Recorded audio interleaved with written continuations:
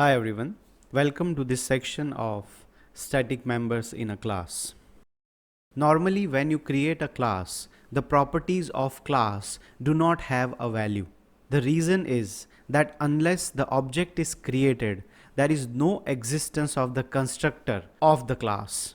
In other words, the class is a blueprint or a virtual design. The virtual design or blueprint is actually called or known as the prototype of the class. So again, to summarize, we do not assign values to properties or do not call methods from the prototype. But in case if you want to refer to members of the class without instantiating object, then you have to define static members.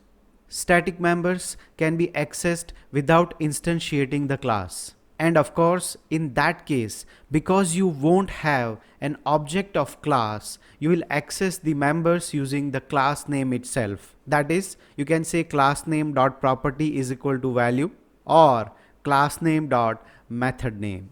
Let's practically create a method in a class which is a static method. I will define a sample class called product.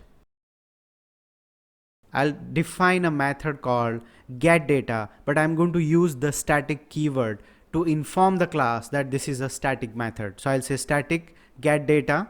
Let's just display a message in it. Now, I'm not going to create an instance of the class. Instead, because it's a static method, I will say class name, that is product dot getData. Let's run the code. As you can see that the method is called and we have not instantiated the object of class product. If you try to display the value of this, that is this object, it will refer to the entire class. Let's try that too here. In the static getData method, I will say console.log this. Let's run the code.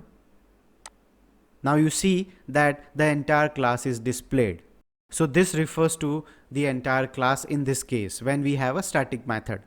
Let's try both properties and methods as static members in the same class. So here I'll say static product code is equal to 1001. Static product name is equal to, let's say, Apple. Now in the getData, I will say product.pcode and product.pname. Of course, this pcode and pname you can access outside the class also because they are static members, and you can say product.pcode is equal to value, or you can read the value instead of assigning. So here we are accessing in the getData method itself, and I will call product.getData. Let's execute this piece of code. So now we have pcode and pname properties and getData, a method, as static members. The purpose of static is very important. Whenever you want to create a service class for your application which is not going to be instantiated at any point of time, but it has few methods which are just called when you need it, then you put such methods as static methods in a class.